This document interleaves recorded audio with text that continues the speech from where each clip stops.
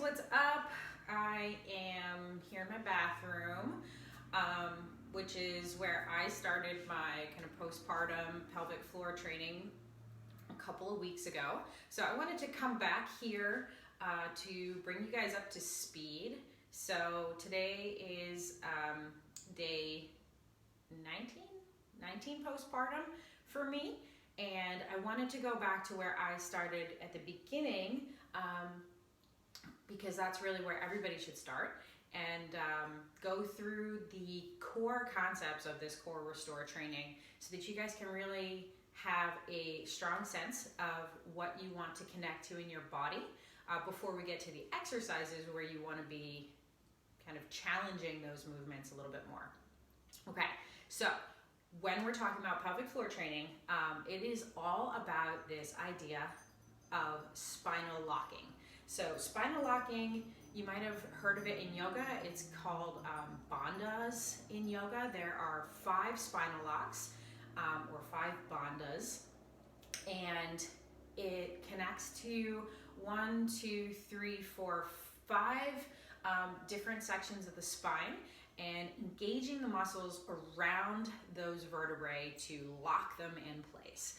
And the more that you can connect into these, the more that you're just gonna balance out your body, strengthen your core, and you're gonna get all the tone and that like tightness around your waist that comes with it.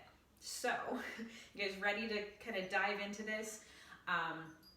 For postpartum training and just a good starting point for pelvic floor training, we're just gonna start with the first 3 bandhas. So the first one you've probably done, or you've at least heard of, and it is the sacral bandha. It starts down at the base of the spine, and all you're gonna do here to activate this is a Kegel. So the muscles that make you stop peeing, where you can really kind of squeeze those muscles that feel like they're like in your vaginal canal. You want to just like squeeze them and pull them up like you're stopping peeing. So that's bandha number 1. Hey Vin. Break till 1:30. Awesome. Give me 1 minute. I'm doing a video, okay? Hi. Hi. All right. Give me 1 minute. Okay. That's child number 1 right there. After child number 1, I knew none of this. All right, so anyway, bandha number 1, spinal lock number 1, Kegel, right? Draw that up and in. Bandha number 2 is the belly button. It's right in the lumbar region of the spine, and you want to hollow out that section of your core by sucking your belly button in as much as you can to your spine, like you're magnetizing your belly button against your vertebrae. So it's not any sort of crunch aspect. It is you standing tall and sucking your belly button in to hollow out that portion of your core. And then spinal lock number 3 is right at the base of the thoracic spine, kind of in this hollow area around the base of your ribs, and you want to hollow out that space in between your ribs. Okay, so Kegel, spinal lock 1, hollow out the belly button for number 2, hollow out around the ribs for number 3. Okay, so what I encourage you guys to do is grab your phones and videotape yourselves doing this in both a front-facing position and a profile position. You want to do this for 2 reasons. Number 1, it's going to show you what you look like. So it's kind of that like before picture, and it'll track your progress as you continue to do it. And then number 2, just so that you're actually seeing yourself, if you're doing any weird stuff, you can watch that in the video and catch it. So you're gonna wanna get into either some tight pants or like a bathing suit bottom or just underwear and a snug fitting shirt or a sports bra.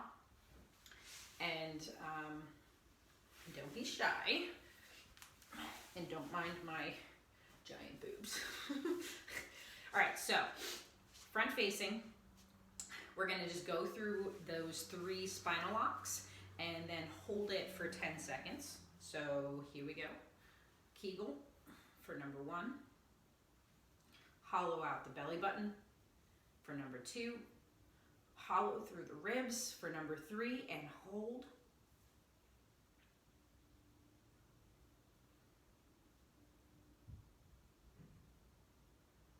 And release. Turn to the side, standing normally. And here we go again. Kegel. Hollow the belly button. Hollow the ribs and hold.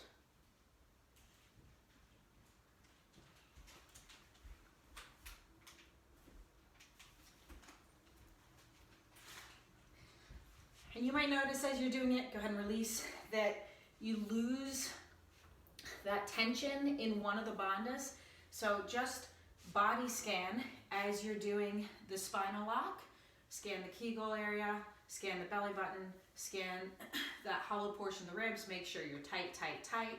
Really contracting and getting stronger through the hold each time. So we'll do one more hold and hold it for 10 seconds. And as you're holding, you do want to hold and body scan, but we're also trying to allow ourselves to breathe. You can hear me struggling to talk. Like I said, I'm 19 days postpartum, so I'm still working on this stuff right now too, just to get back to as strong as I want to be. So here we go. Ready? Number 1, Kegel. Number 2, number 3, and hold.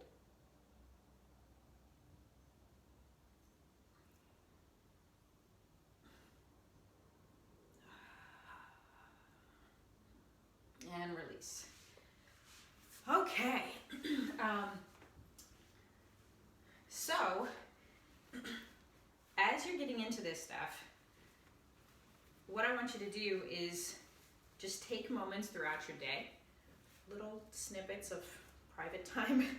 Either, if you can snag a whole workout time, that's wonderful, or before or after a shower, and anytime you go to the bathroom.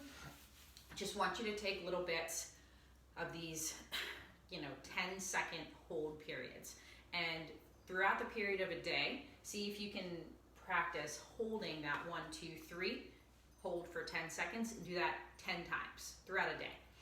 So you can do it while you're sitting, you can do it while you're washing dishes, you can do it while you're standing or walking or whatever, doesn't matter. If it's helpful for you to be in front of a mirror, then grab a mirror, but 10 times throughout the day, you want to just be going 1, 2, 3, hold for 10 seconds. And once you're noticing that you feel the Kegel engagement, you feel the hollowness through the belly, and you feel the hollowness through the ribs, and then on your videos, you see something happening there. Like for instance, it took me, I want to say it wasn't until maybe my 8th or 9th day postpartum that I started to actually see something happening. So once you start seeing that engagement and feeling the 3 separate spinal locks for 1, 2, 3, that's when you know you're ready to move on to the actual workout, which we'll do next. Okay, so every day, 10 times a day, 10-second hold on the 1, 2, 3 spinal lock. And once you're doing that and you're connected, feeling each of them engage, you can't see a Kegel, but you can see the hollowness come in through the belly button and the upper ribs. And once you have that visual hollowness starting to come in, then I'll see you in the next video. All right, guys, that's it for today. Bye.